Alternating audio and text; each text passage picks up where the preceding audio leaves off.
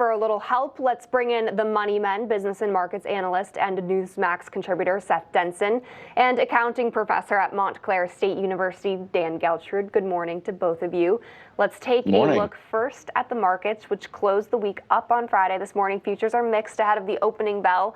Although Tesla has major plans on the horizon. Seth, what does Elon Musk and the electric car company have up their sleeve?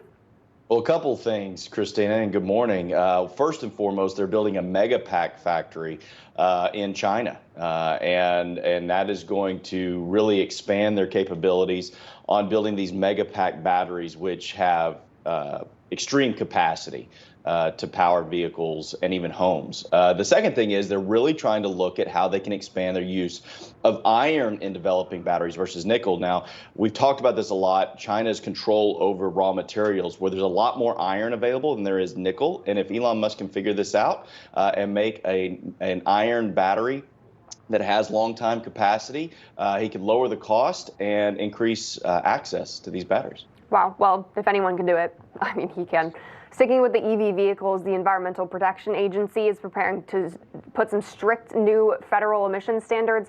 Dan, what's expected to be proposed? What does this mean for gas-powered vehicles versus EV cars? Well, this is all about making America California.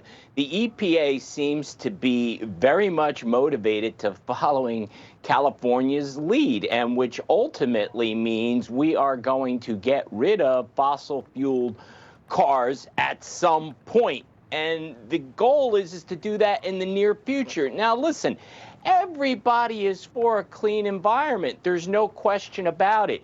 But how you go about getting there is the question. Because remember, EVs are expensive. So when you start rolling out a plan which says we are going to have such restrictive environmental policies that you can't have a gas fueled car and everybody has to have electric, it's going to cost a lot of money for people, simply not affordable for the vast majority. So where are we going here? Right. Switching gears, speaking of getting things affordably and being able to pay those things, who gets more work done? People who work from home or in the office? Seth, has the pendulum swung back in favor of companies? Who's still remote at this point? It's starting to. We've talked about this a lot, Christina. I know Dan and I have debated this a lot as to whether or not this work from home is going to stick around. I think it will in some capacity, but as we start to see the environment, the economic environment, and the jobs environment shift, employers are going to want to make sure that they're getting mass productivity. And over the last few years, while we have seen the working from home more than triple, what we have also seen is U.S. production decline. Employers are going to want that back. And as we start to see things tighten, you can expect people will be brought back into the offices pretty quick. Well, those who are still working from home, they're going to want a nice house to be able to work in. The housing market, we know it normally picks up in the spring. This happens every year. But mortgage rates, they've slowly been trickling down slowly. Dan, do you see the rough patch for home buyers and sellers coming to an end soon? Actually, I don't. And I know the logic here is that as interest rates come down, housing will get cheaper. But there's two problems here. First, the inventory is simply not there. So that scarcity is keeping prices of homes still high.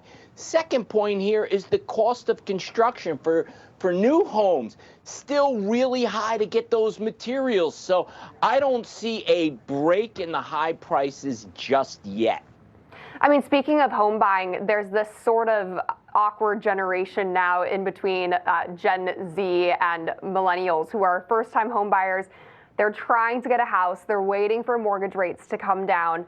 Seth, what are your thoughts on these young Americans? Should they buy now if they can, or should they continue to rent?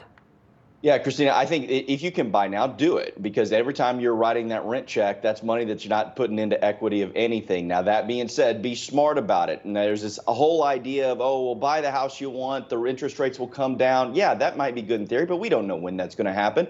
Don't overextend yourself. If you're going to set up a mortgage, you've got to set up for your mortgage for what you can afford right now. And yes, you can refinance down the road, but don't set yourself up for failure that you can't afford what you're trying to buy now. Be smart. First-time home buyers, do what you can. Don't overbuy on the house. Be prepared to refinance. But in the event you can't, make sure you set yourself up with a mortgage you can afford. And Princess Cruises, they opened sales for its longest voyage yet, an 116-day cruise. They tour 6 continents, starting at $20,000 per person. Dan, is there really a market for a cruise like this? I mean, maybe if rent just keeps going up. Well, that's a good point, right? So you just live on the ship. I don't know about that. Look, for me, this is not something I see as where the market's going. However, if they're going to be putting this out there that you go on a cruise for 116 days, I guess the demand is there, not necessarily for me. I mean, I don't know how good my sea legs are, number one, and I know being on a cruise that long, that means a lot of weight gain. All right, Seth, Dan, last question. I have the answer, but I don't want to tell you yet. I want you guys to guess. What do you think the best-selling Easter candy is?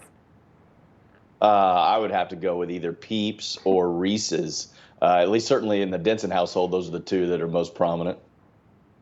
Dan? Well, I would go with Reese's. I am not a Peeps guy, but I guess we see. There you have it. No, Peeps are gross. Reese's win. That's according to this list as well. Number 1 is Reese's peanut butter eggs. And then at number 5 is Peeps. But Seth, Dan, thank you guys so much for coming on. Thanks, Christina. Thank you.